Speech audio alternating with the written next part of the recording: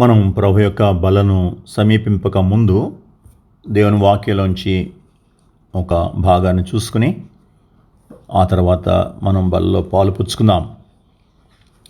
ఈ సంవత్సరం దేవుడు సంఘానికి ఇచ్చినటువంటి ముఖ్యమైన అంశం నిరీక్షణ, హోప్. చాలామంది విశ్వాసులకి నిరీక్షణకి విశ్వాసానికి ఉన్న మధ్య గల తేడా తెలియదు. విశ్వాసం అనేది ఒక అనుభవం నుంచి వస్తుంది. ఒక వ్యక్తిని అర్థం చేసుకున్నప్పుడు ఆ వ్యక్తి మీద నమ్మకం కలుగుతుంది. అతను ఇచ్చిన మాట లేకపోతే వాగ్దానం అతని వ్యక్తిత్వాన్ని బట్టి మనకు నమ్మకం పుట్టిస్తుంది. అతను అద్భుతమైన వ్యక్తి అని మనం ఎరిగినప్పుడు, ఆయన ఎప్పుడూ అబద్ధం చెప్పడు, ఆయన సత్యసంధుడు అని తెలిసినప్పుడు ఆయన ఏం చెప్తే దాన్ని నమ్ముతాం. సో ఆ వ్యక్తి యొక్క వ్యక్తిత్వాన్ని బట్టి మనకు ఆయన మాట మీద నమ్మకం పుడుతుంది.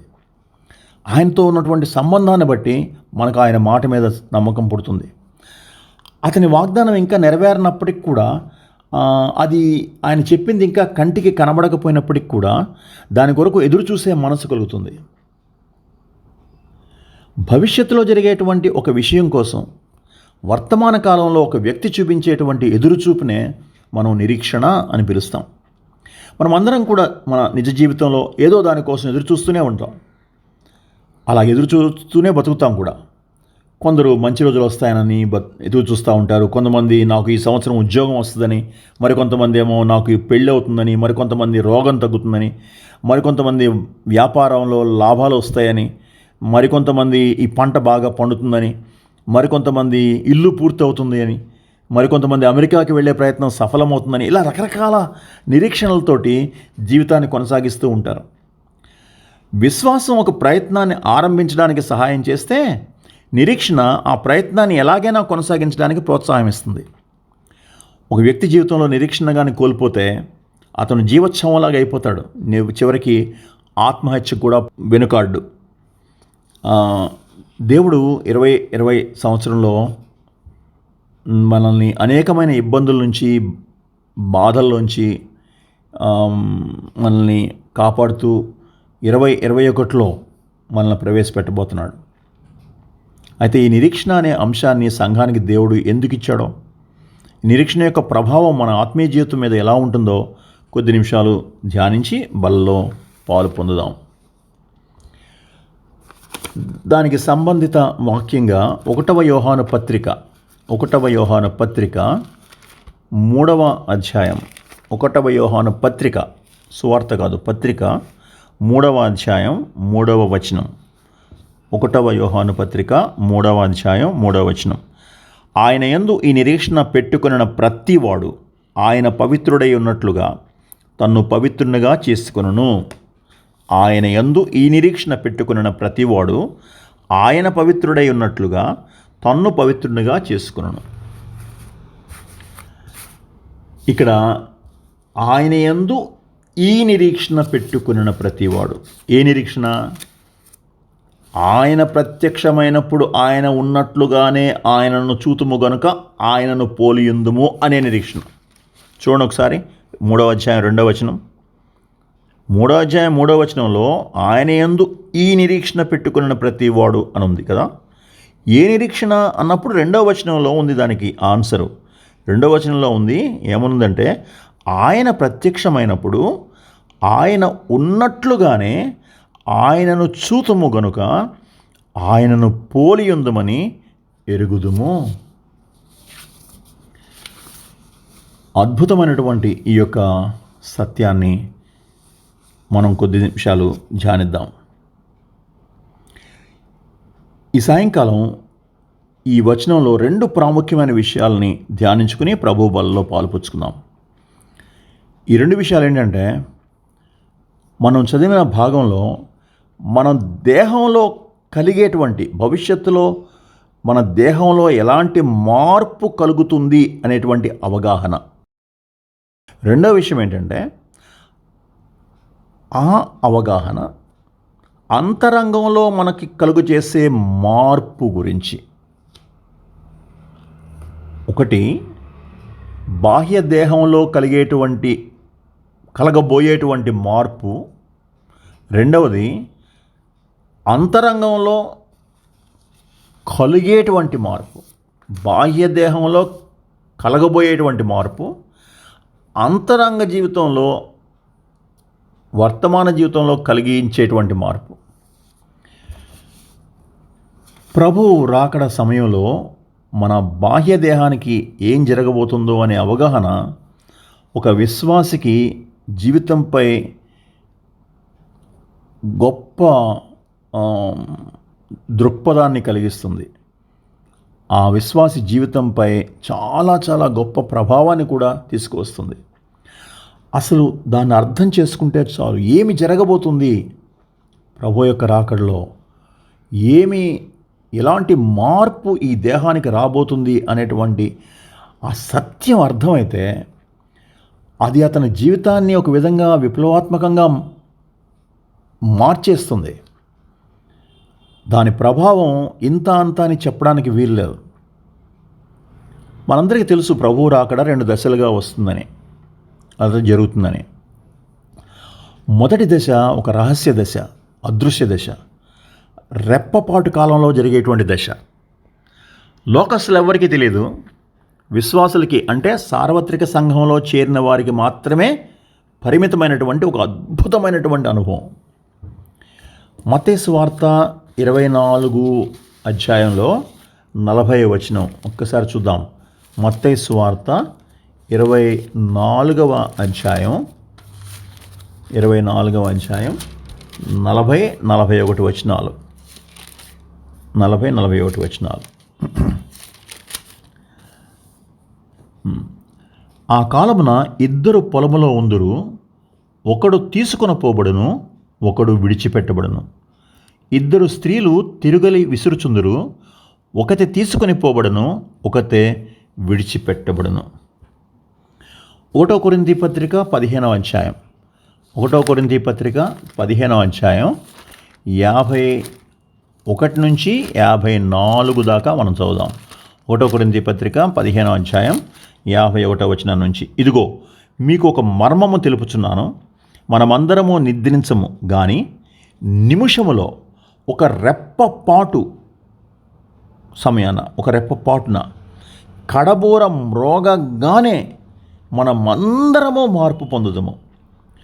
బోర మ్రోగును, అప్పుడు మృతులు అక్షయులుగా లేపబడుదురు, మనము మార్పు పొందుదము. ఈ క్షయమైన ఈ శరీరం అక్షయతను ధరించుకొనవలసి ఉన్నది, మర్త్యమైన ఈ శరీరం అమర్త్యతను ధరించుకొనవలసి ఉన్నది. ఓకే, అక్కడ దాకా సరిపోతుంది. 1వ తెస్సలోనికే పత్రిక 4వ అధ్యాయం, 1వ తెస్సలోనికే పత్రిక 4వ అధ్యాయం 16, 17 వచనాల్లో కూడా చూద్దాం. 16, 17 వచనాలు. ఆర్భాటముతోనూ ప్రధాన దూత శబ్దముతోనూ దేవుని బోరతోనూ పరలోకము నుండి ప్రభు దిగివచ్చును, క్రీస్తునందుండి మృతులైన వారు మొదట లేతురు. ఈ భాగంలో ఈ వచనాలు మనకు ఏం చెప్తాయంటే, ఈ మొదటి దశలో ఒక రెప్పపాటు సమయంలో మార్పు వస్తుంది. తర్వాత ఒక అద్భుతమైనటువంటి మార్పు జరుగుతుంది. ఇది రహస్యంగా ఉంటుంది, ఎవ్వరికీ కనబడదు. ఒకళ్ళు వెళ్ళిపోతారు, ఒకళ్ళు ఉండిపోతారు. 2 కలిసి ఉంటారు, ఒకళ్ళు వెళ్ళిపోతారు. అంటే రెండో వాడికి కూడా తెలియదు ఎక్కడికి వెళ్ళిపోయాడో, ఈ మనిషి ఎక్కడికి వెళ్ళిపోయాడో తెలియదు. అంత రహస్యంగా, అంత హఠాత్తుగా జరిగేటువంటి దశ. 2వ దశ బహిరంగ దశ, అందరూ చూస్తారు. దృశ్య దశ అందరికి కనిపిస్తుంది. ప్రభువు 1000 మంది పరిశుద్ధులను వెంటబెట్టుకుని ప్రభావంతో మహిమతో మేఘారూఢుడై వస్తాడు. భూమి మీద ఉన్నటువంటి సకల ప్రజలు ఆయన్ని చూసి భయంతో రొమ్ము కొట్టుకుంటారు, రొమ్ము బాదుకుని ఏడుస్తారు. మొదటి దశలో సమాధిలో ఉన్న విశ్వాసులకి, భూమి మీద బ్రతికున్న విశ్వాసులకి ఒక అద్భుతం జరుగుతుంది. ప్రభుదూత మధ్యాకాశంలో ఒక బోర శబ్దం చేస్తాడు. అది ఆయనకి సంబంధించిన వారికి మాత్రమే, వాళ్ళు సమాధిలో ఉన్నా సజీవులుగా ఉన్నా వాళ్ళకి మాత్రమే వినిపిస్తుంది. మనం యోహాను సువార్త 5వ అధ్యాయం 28వ వచనంలో ఈ మాటలు ఉంటాయి. ఇంకెవ్వరికి వినబడదు, వాళ్ళకి మాత్రమే. అంటే ప్రభువుకు సంబంధించిన వాళ్ళకి మాత్రమే, వాళ్ళు సమాధిలో ఉన్నా వాళ్ళు బ్రతికి ఉన్నా వాళ్ళకి మాత్రమే వినిపిస్తుంది. చూడండి, యోహాను సువార్త 5వ అధ్యాయం 28వ వచనం. దీనికి ఆశ్చర్యపడకుడి, ఓ కాలము వచ్చున్నది, ఆ కాలములో సమాధుల్లో ఉన్న వారందరూ ఆయన శబ్దం వింటారు. అద్భుతం. వాళ్ళకు మాత్రమే వినిపిస్తుంది. ఎవరికి వినిపిస్తుందో రెప్పపాటు కాలంలో వాళ్ళ భౌతిక శరీరానికి బదులు వేరొక శరీరం వచ్చేస్తుంది. మనం ఇందాక చూసాం 1 కొరింథీ పత్రిక 15వ అధ్యాయం 51 నుంచి 52 వరకు. ఎవరికైతే ఆ శబ్దం వినిపిస్తుందో, ఆ బూర శబ్దం వినిపిస్తుందో, రెప్పపాటు కాలంలో వాళ్ళకి వేరే శరీరం వస్తుంది.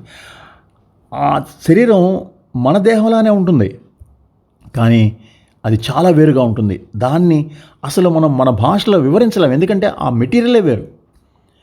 క్రీస్తు ప్రభు మరణాన్ని జయించి తిరిగి లేచినప్పుడు ఆయన శరీరం ఎలా ఉందో అలాంటి శరీరం. మనం ఇందాక చదివిన భాగంలో అలాగే ఉంది కదా, 3వ అధ్యాయం 2వ వచనం 1వ యోహాను పత్రిక. ఆ శరీరానికి భౌతిక సూత్రాలు ఏవి కూడా వర్తించవు. అంటే భౌతిక సూత్రాలు అంటే భూమి ఆకర్షణ శక్తి, లేకపోతే ఘన పదార్థాలు అడ్డొస్తే మనం ఆగిపోతాం. ఒక గోడ ఉందనుకోండి, గోడలోంచి మనం వెళ్ళలేం, కానీ ఆ శరీరం వెళ్ళిపోద్ది. మనం ఏదన్నా ఒక చోట నుంచి దూకితే కింద పడతాం. ఆ శరీరం అలా కాదు. భూమి ఆకర్షణ శక్తి కానీ ఘన పదార్థాలు కానీ ఈ శరీరాన్ని ఆపలేవు. ఈ శరీరానికి అసలు లోపమంటూ ఉండదు. అది పరిపూర్ణ దేహం, పరిశుద్ధ దేహం. ఆ శరీరంలో ఉండే ఇంకొక అద్భుతమైన సంగతి ఏంటంటే పాప స్వభావం ఉండదు. పాప స్వభావం, దాంతోనే మనం పుట్టాం కదా. ఈ శరీరంలో తల్లి కడుపులోంచి వచ్చినప్పుడు ఆ పాప స్వభావం మనకి వస్తుంది. అయితే ఈ ఈ ఈ ఈ శరీరంలోని ఆ పాప స్వభావం అసలు ఉండదు. అంటే ఆ శరీరం పరిశుద్ధ దేహం, పరిపూర్ణ దేహం, మరి అద్భుతమైన దేహం, లోపరహిత దేహం. ఆ దేహంలోని వ్యక్తి ఒక సూపర్ మ్యాన్, సూపర్ ఉమెన్గా ఉంటారు. అసలు స్త్రీ పురుష భేదం ఉండదు. కాబట్టి ఆ వ్యక్తిని ఏమనాలో కూడా అప్పుడు తెలుస్తుంది. వాళ్ళు దేవుని కుమారులు అన్నారు. లూకాసు వార్త 20వ అధ్యాయం 34 నుంచి 36 వరకు. లింగభేదం ఉండదు అక్కడ. వృద్ధాప్యం ఉండదు. ఈ ముడతల గిడతలు ఏముండవు. అంగవైకల్యం ఉండదు. గొప్ప శక్తులు వస్తాయి, గొప్ప జ్ఞానం వస్తుంది. ఒక అద్భుతమైన మార్పు. దాన్ని అసలు వివరించలేం. ఈ మార్పు కోసమే సృష్టి ఎంతో కాలంగా ఎదురు చూస్తుందని రోమాపత్రిక 8వ అధ్యాయం 19వ వచనంలో మనం చూస్తాం. రోమాపత్రిక 8:19లో దాని గురించి చెప్తూ పౌలు ఏమని రాస్తాడంటే, సృష్టి మిగుల ఆశతో తేరు చూస్తుందంట ఈ యొక్క మార్పు కోసం. ఎప్పుడు వస్తుంది దేవుని కుమారులు పొందబోయేటువంటి ఈ మహిమగల స్వాతంత్రం అన్నాడు దాన్ని. 19వ వచనం, దేవుని కుమారుల ప్రత్యక్షత కొరకు సృష్టి మిగుల ఆశతో తేరి చూచు కనిపెట్టుచున్నది. సహోదరుడా, సహోదరి, ఒక అద్భుతమైన సంగతి నీకు నాకు జరగబోతుంది. నువ్వు విశ్వాసమైతే ఒక అద్భుతమైన సంఘటన జరగబోతుంది. చాలా దగ్గరలోనే జరుగుతుంది. ఇది ఆత్మదేవుని అధికారం కింద పాపంతో పోరాడే ప్రతి విశ్వాసి ఎదురుచూచే రోజు ఇదే. దీనికోసమే ప్రతి విశ్వాసి ఎదురుచూపు, నిరీక్షణ. దీనికోసమే రకరకాల బాధలు, హింసలు ఓర్చుకుని జీవిస్తున్నారు. దీనికోసమే భక్తులైన వాళ్ళు ఎన్నో విషయాలు కాదనుకుని, ఈ లోకం వాళ్ళది కాదు అనుకుని జీవిస్తున్నారు. ఎన్నో హక్కులు పోగొట్టుకుని కష్టాలు, ఇబ్బందుల నుంచి వెళ్తుంది ఈ దినం కోసమే. ఈ దినం కోసమే. నీకు తెలుసా ఈ దినం ఒక రాబోతుందని? ఈ అద్భుతమైన దినం త్వరలో వస్తుందని నీకు తెలుసా? ఆ దినం కోసం సృష్టి అంతా ఎదురు చూస్తూ ఉంటే నువ్వు అలాగే ఎదురు చూస్తున్నావా? అసలు నీ మనసులో దీని గురించిన ఆలోచన ఎప్పుడైనా ఉందా? నువ్వు రక్షించబడితే ఈ దినం కోసమే రక్షించబడ్డావు అనే సంగతి నీకు అర్థం కావాలి. ఈ దినం కోసమే నువ్వు రక్షించబడింది. ప్రభు చెప్పారు, నాకు సంబంధించిన ప్రతి వాణ్ణి ఆ దినాన్ని నేను లేపుతాను. నాకు సంబంధించిన వాళ్ళు ఎవరిని కూడా నేను పోగొట్టుకోను. నీవు ఆయనకి సంబంధించిన వాడువా, ఆయనకి సంబంధించిన దానవుగా ఉన్నావా? ఆ దినం నీకోసమే. రెండో విషయం ఏంటంటే, అంతరంగంలో మార్పును తీసుకొచ్చేటువంటి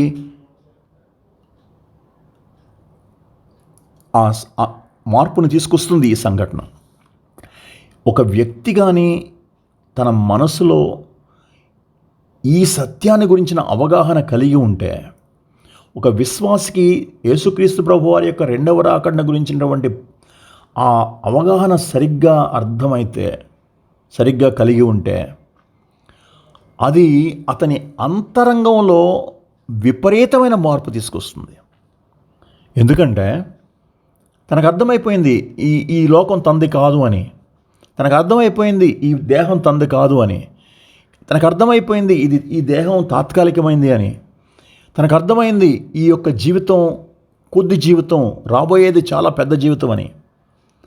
ప్రభువు యొక్క రెండవ రాకడను గూర్చిన నిరీక్షణ విశ్వాస మనస్సుపై, అతని అంతరంగం జీవితంపై చూపించే ప్రభావం ఇంత అంతా కాదు. ఈ నిరీక్షణ గల ప్రతి విశ్వాసి తన చూపు పరలోకం మీద ఉంచుతాడు.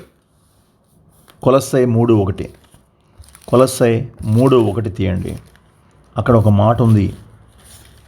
కొలస్సై పత్రిక 3వ అధ్యాయం, మీరు క్రీస్తుతో కూడా లేపబడిన వారైతే పైనున్న వాటినే వెదకండి, అక్కడ క్రీస్తు దేవుని కుడిపార్శ్వమున కూర్చుండి ఉన్నాడు. క్రీస్తుతో కూడా లేపబడ్డం అంటే రక్షించబడిన ప్రతి వాడు కూడా యేసుక్రీస్తు ప్రభు వారితో కూడా లేపబడిన వాడే. నిజంగా నువ్వు రక్షించబడితే యేసుక్రీస్తు ప్రభు వారితో లేపబడ్డావు. అదే కదా మనం బాప్తిస్మలో చూపించేది. ఆయనతో కూడా చనిపోయాను, ఆయనతో కూడా పాతిపెట్టబడ్డాను, ఆయనతో కూడా తిరిగి లేచాను. సో యేసు ప్రభు వారితో కూడా తిరిగి లేచినటువంటి అనుభవం నీకుంటే పైనున్న వాటినే వెతుకుతావు. పైనున్న వాటిని వెతకడం అతని యొక్క భావనల్లో, అతని యొక్క ఆలోచనల్లో పైనున్న వాటి మీదే ఉంటుంది మనసు. నేను ఇక్కడి నుంచి వెళ్ళిపోతాను కాబట్టి ఆ పరలోకాన్ని గురించినటువంటి ఆలోచనలు. అతను తన అనుదిన జీవితంలో ప్రతిరోజు పరసంబంధమైన సంపాదన కోసం ప్రయాసపడతాడు.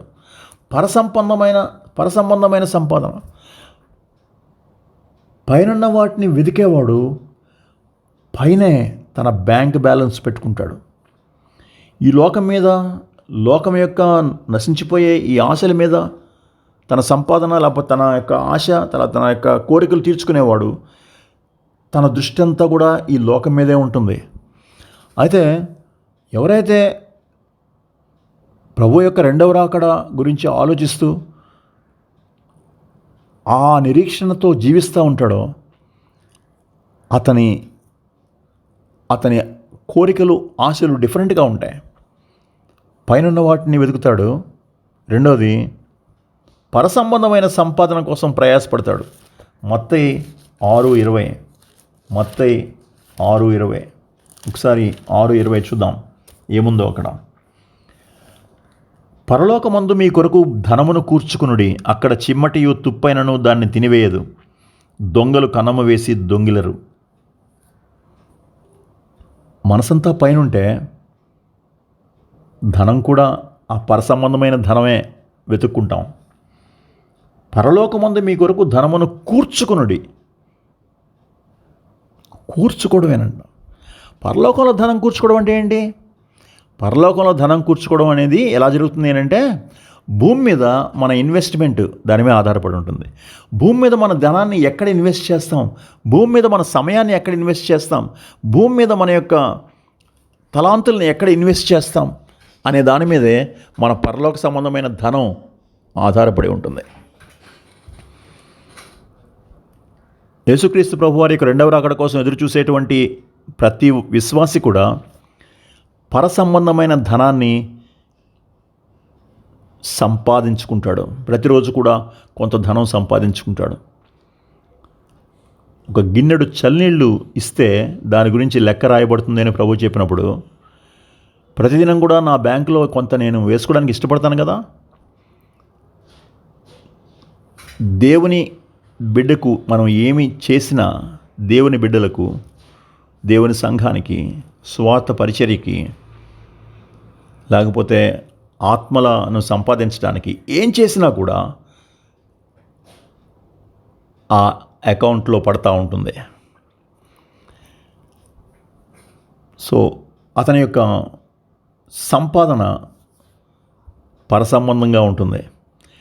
ఈ లోకంలో కూడా సంపాదించుకోవచ్చు, కానీ పర సంబంధమైన సంపాదన కూడా దాంతో జోడించి ఉంటుంది. యేసుక్రీస్తు ప్రభు వారి యొక్క రెండవ రాకడ మీద నిరీక్షణ ఉంచేవాని యొక్క గురి ఎలా ఉంటుందో చూద్దాం. అతని ప్రాధాన్యతలు ఎలా ఉంటాయో చూద్దాం. మత్తయి సువార్త 6:33. కాబట్టి మీరు ఆయన రాజ్యమును నీతిని మొదట వెదకుడి. అతని ప్రాధాన్యతల్లో కూడా మార్పు వస్తుంది. దేవుని రాజ్యాన్ని, దేవుని నీతిని తన జీవితంలో ప్రథమ స్థానం ఇస్తాడు. ఏం మాట్లాడినా ముందు ఇది దేవుని రాజ్యానికి సంబంధించిందిగా ఉంటుందా? దేవుని రాజ్యాన్ని నా జీవితంలో ప్రథమ స్థానం, దేవుని నీతి నా జీవితంలో ప్రథమ స్థానం, అదే నాకు మొట్టమొదటి స్థానం. నా విలువలకి, నా యొక్క ఎంపికలకి దేవుని రాజ్యం, ఆయన నీతి, ఆ తర్వాత తెక్కనివి అనుకుంటాడు. అదృశ్యమైనవి నిత్యం కాబట్టి వాటిపై దృష్టి పెడతాడు. 1 కొరింథీ 4:18 ఉంది, అదృశ్యమైనవి నిత్యం కాబట్టి నిత్యమైన వాటి గురించి ఆలోచిస్తాడు అతను. దేవుడు చేయబోయే వాటి కోసం, భవిష్యత్తులో దేవుడు చేయబోయే వాటి కోసం అతను కలిగి ఉండేటువంటి నిరీక్షణ ఆ వ్యక్తిలో నూతన దృక్పథాలు, నూతన ఆశలు, నూతన అభిలాషలు, నూతన విలువలు, నూతన ఎంపికలు ఏర్పరచడం ప్రారంభిస్తుంది. దేవుని చిత్తం చేయడమే అత్యుత్తమం అని అతనికి అర్థమవుతుంది, ఆమెకు అర్థమవుతుంది. ఇలాగా ఆలోచించడం వల్ల మనస్సులో గూడు కట్టుకున్నటువంటి తప్పుడు అభిప్రాయాలు, అబద్ధాలు, అపోహలు, దృక్పథాలు అవి నెమ్మదిగా కూల్చివేయబడతాయి. వాటి స్థానంలో ఆత్మ సంబంధమైన దృక్పథాలు, విలువలు, ప్రాధాన్యతలు, ఆలోచనలు ఏర్పడతాయి.